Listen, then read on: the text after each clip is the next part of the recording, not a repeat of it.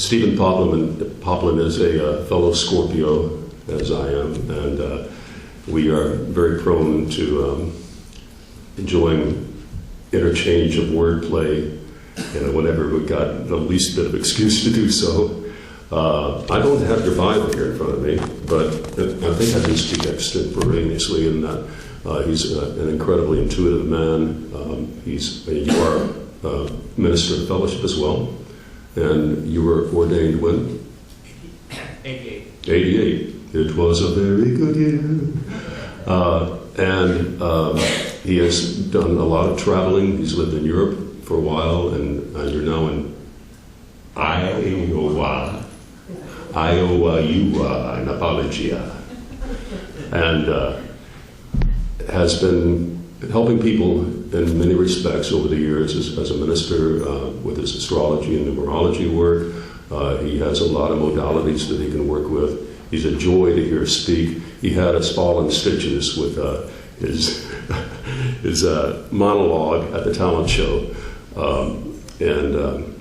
So hopefully if you get to see the video of that, it would be worth watching, because as most of you know, my long-range goal in life is to die laughing. And they say that's medically impossible because you just get healthier when you laugh, Plus you get to swim with the endorphins, but that's another story. He is a catalyst for that. He might be, the one to take me to the other side. I don't know. At any rate, please give a warm welcome to Stephen Poplin. Thanks for that, Chris. Really, really great. Scorpios, of course, are not supposed to reveal their signs, but that's how it goes. And thank you also, Sarah. I really got teary-eyed with that. That was lovely. I walked in on the ladies' circle just the other day. I tried to change my voice, but they would have none of it. And anyway, I was there to fetch Alenka, and she is back in Iowa. And she sends her greetings and thanks. She really loved the ladies' circle and loved the warm welcome that everyone had, as I do. It's really great to be back. It's really wonderful to be here in all of this warmth and inspiration. And I too have a script.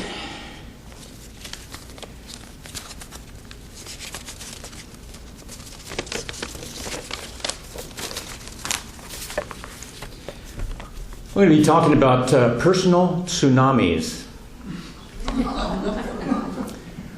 Acts of God.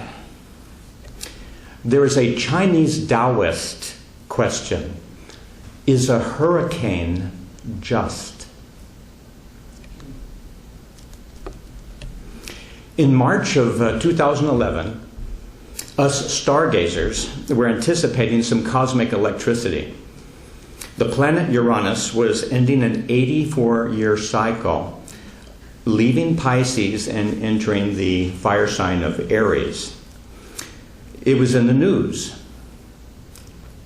An earthquake off the coast of Japan.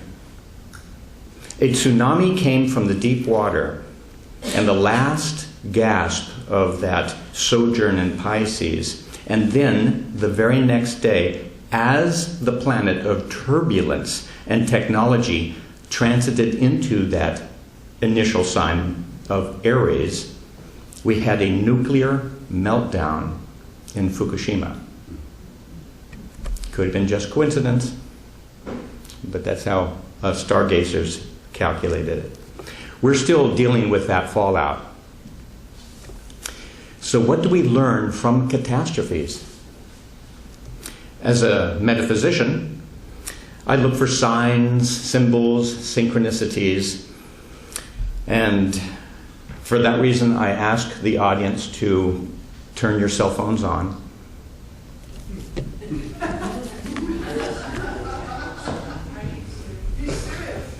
When am I serious?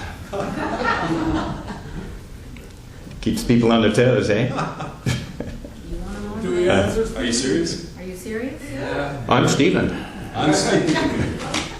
Well, that's even. So a friend of mine lost his home in Paradise, California. You probably knew about that. It was last November 2018, and it was certainly in the news for many, many days. I had a very good friend of mine who also does the life between life hypnotherapy work like I do. But even the mainstream reporters quickly took to the idea, Paradise Lost. That theme was there, and it was a larger theme, and made probably many people ask about that. You know, what was the symbolism of that Paradise Lost? Was that a question for California, for the USA? Where were things heading? So my friend informed me that Paradise originally had another name in its early logging days, and it was a pair of dice.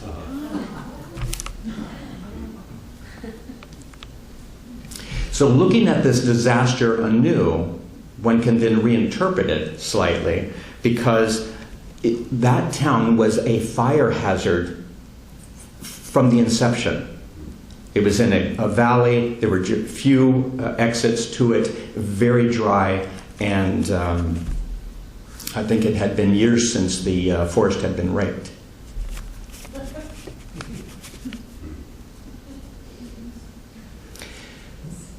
So in that sense, there was this fire waiting to happen, and the paradise, had rolled.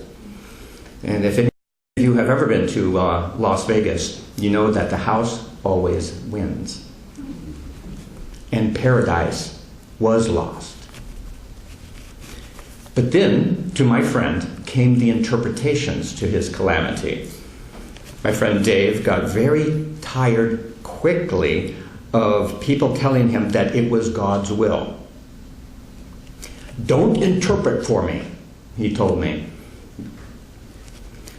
They told him that it was only stuff that he lost.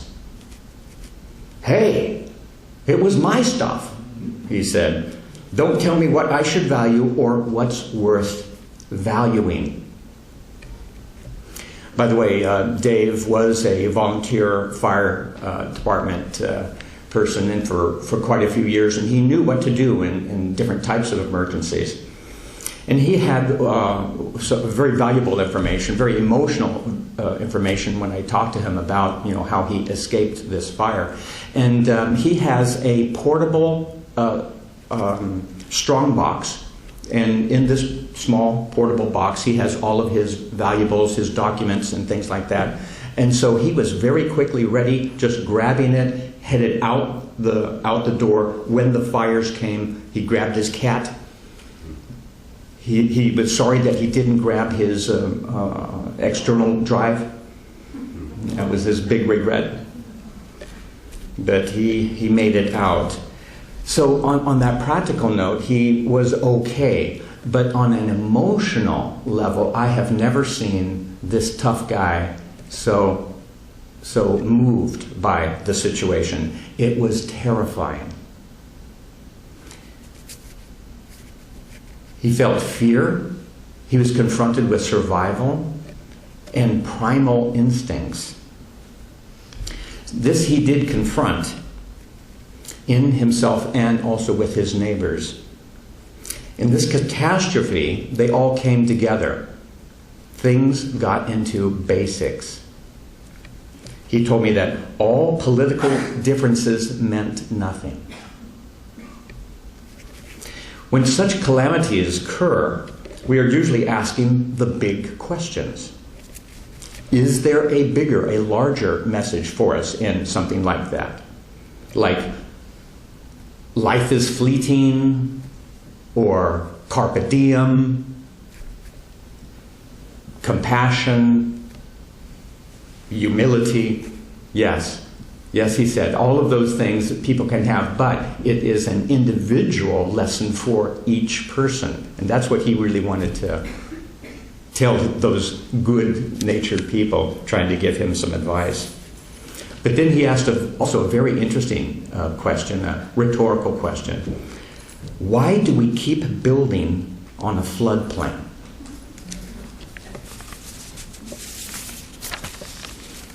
That's something more, or let's say larger than regional planning experts. There are other tsunamis. Syria is but one country in a serious crisis. There are dangerous regimes all over the planet. And this human-caused catastrophe created a secondary crisis in Europe. A tsunami of people came flooding into Europe, heading mostly towards Germany in 2015 and 16, and still trickling in. Millions of them. And the Europeans were fairly ill prepared to deal with so many new people. But here's the backstory here. Here's another variation, something else to take a look at in that situation. Many of these European countries were experiencing colonial karma. Their imperial policies of colonization going back centuries was coming back to bite them. I always feel it is good to understand cause and effect, recognizing that knowing all of this may not make the pain or the frustration any better, but it's good to understand nevertheless. The Great Fire of Chicago, 1871. They blamed it on a cow, but I'm not sure about that. However, whole sections of that city were burnt down to the ground, and after the crisis, the city fathers saw the blessings in that. The older buildings were unsafe and, of course, fire-prone. It was time for a new plan. It was time to build anew, to build better. Among other improvements, it was after that fallout, that fire tsunami, as it were, that the first skyscraper was built. Out of the dust, build anew and better. 1888, Jack the Ripper. Gruesome murders in Victorian London. He targeted prostitutes, but he terrorized the whole city. People were shocked, afraid, and outraged. Reformers soon gathered. Protests galvanized people. Social programs for the poor were then discussed. The suffragettes spoke of women's rights, and a movement was kick-started. Urban planners focused on cleaning up the city and attacking poverty. So an ugly tsunami had positive results. Some tsunamis are political. The UK and the US had some elections in 2016. Astrologers, those stargazers, were looking at the tensions symbolically. Two revolutionary planets, Uranus and Pluto, which conjoined in the turbulent, wild, rock and roll 1960s, were squaring off ever since Fukushima and the Arab Spring. Pluto supported the power elite, and Uranus the will of the people. That tension is still there. What are we to learn? We just collectively witnessed the Notre Dame fire in the middle of April, just here recently, 2019 in Paris. Was this a message for modern France? One thinks of the Yellow Jacket protests. Interestingly enough, the little yellow jackets are the emergency jackets that they have behind in the trunks of all cars, emergency preparation. protesting what's going on. And an ancient cathedral was burnt. Was it a message then for the Catholic Church?